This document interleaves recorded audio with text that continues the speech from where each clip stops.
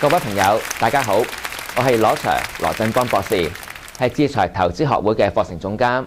歡迎大家收睇咧智財 TV。咁我哋今日嘅話題咧，其實會講下恒指咧係咪會進一步下跌咧？咁呢個話題嚟講咧，其實依家都好着眼嘅，因為始終都擔心政治上依家咁混亂，會唔會個股市拖低咧？咁我哋今日咧就會專注講呢個話題嘅。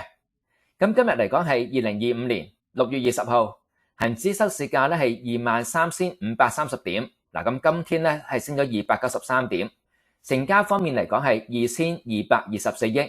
咁今個禮拜裏邊咧總結啦，就跌咗363點嘅。咁大家見得到現在呢個圖嚟講係一個恒指嘅日線圖嚟嘅。咁首先咧我哋會跟進翻上個禮拜五嘅智財 TV 嘅內容先。咁話說我哋上個禮拜五畫咗一條嘅支持線嘅。咁個支持線係點樣畫嘅咧？咁我哋咧就通過呢個低點同埋呢一個低點連成一條嘅直線嘅。咁點樣咧？好，條線就咁樣嘅。好，俾大家望望先。咁呢條線就係你上個禮拜五咧畫嘅一個嘅支持線嚟嘅。咁呢個支持線嚟講，留意到呢個狀況。留意到邊度咧？留意到呢個地方。咁呢一個部分呢度，呢個地方，呢個地方。咁呢條嘅支持線嚟講咧，頭先提及到啦，兩個低點連埋佢，咁形成一個嘅支持線。咁呢個支持線嚟講，咁形成一個支持點喺邊度咧？就呢一度。咁其實呢度咧就係喺禮拜三，禮拜三嚟講咧就係6月18號呢一日，其實已經跌破咗噶啦。所以個支持位其實喺6月18號已經跌破咗噶啦。所以你見到其後咧禮拜四嘅走勢咧出現個明顯嘅回落嘅。咁呢個咧就係我哋上個禮拜五提及嘅智財 TV 就畫咗呢條嘅支持線。咁今個禮拜三6月18號就跌破咗，而引發到禮拜四呢一日個跌幅咧係加劇嘅。呢個狀況就係咁樣嘅。好啦，咁現在最新嘅狀況，去到今日禮拜五咯。個情況係點樣咧？去到今日嚟講咧，留意多樣嘢添。留意到咧，我哋呢度咧有個叫加權平均線WMA。咁紅色呢條嚟講咧，呢一條就係10天嘅 WMA 一個嘅加權移動平均線。藍色呢條嚟講咧，呢個部分20天嘅 WMA 嘅狀況。咁現在最新嘅狀況咧，留意到呢兩條線嚟講咧，其實大家見得到咧，已經係緊貼噶啦。有機會咧係隨時跌破嘅。所以呢個狀況嚟講咧，要留意到有個轉捩點。一旦跌破嘅階段嚟講，嗰個嘅加權平均線跌破嘅階段，10天跌破20天，跌勢嚟講咧係會加劇嘅。咁今日嚟講，咁有個咩形態見得到咧？如果喺呢個陰陽燭方面，今日嚟講咧個陰陽燭嘅形態咧，見到有呢個呢一個部分。今日呢個，咁呢個咧係今日係陽燭嘅。咁其實今日嚟講咧，我哋會形成一個咩狀況咧？我哋叫做一個嘅內移日。我哋今日叫內移日。咁點解今日叫內移日嘅狀況咧？因為最重要咧，今日嚟講個走勢咧係喺琴日嘅高低位之內移動。咁所以我哋叫今日嚟講咧叫內移日。咁今日嚟講咧，其實咧當一個嘅損失嘅狀況。咁一旦咧，如果佢個加權平均線真係跌破咗，咁其實引發到嗰個嘅跌幅嚟講咧係會加劇嘅。跌幅嚟講咧會再加劇落去嗰個向下走嘅。咁其實初步裏邊第一個嘅支持位喺邊度咧？就呢度嚟嘅個支持位。記住呢個係初步第一個嘅支持位。初步第一個嘅支持位。咁個支持位方面嚟講咧，咁就係幾多點咧？就係呢個嘅22,668點。22668。咁呢個嚟講咧係6月2號嘅一個低位嚟嘅。咁所以留意到，咦嚟緊下個禮拜，咁有機會咧，其實會試邊個嘅支持位咧？其實咧就有機會試呢個嘅支持位就22668。咁所以大家咧下個禮拜裏邊緊貼留意到，咁個走勢回落咁個支持位嚟講，呢度可唔可以頂得到咧？希望頂得到咁頂得到嚟講，大家開心啲。咁就留意到呢個狀況咯。咁大家見我有時畫呢啲嘅走勢線譬如呢啲支持線呢啲睇陰陽燭裏邊其實有時覺得好似好容易。其實係咪好容易咧？只要你去學識咧，其實就容易噶啦。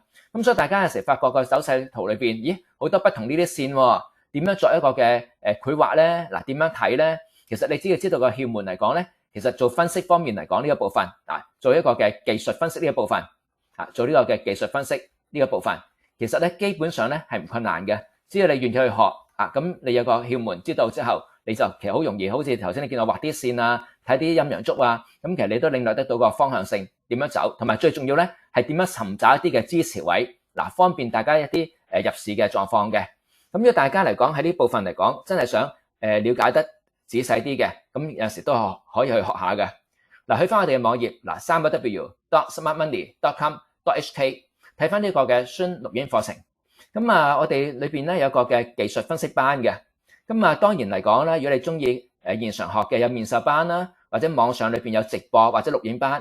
不過現在嚟講咧，錄影班呢個部分咧，錄影 A 班，咁呢個嚟講咧就最受歡迎嘅。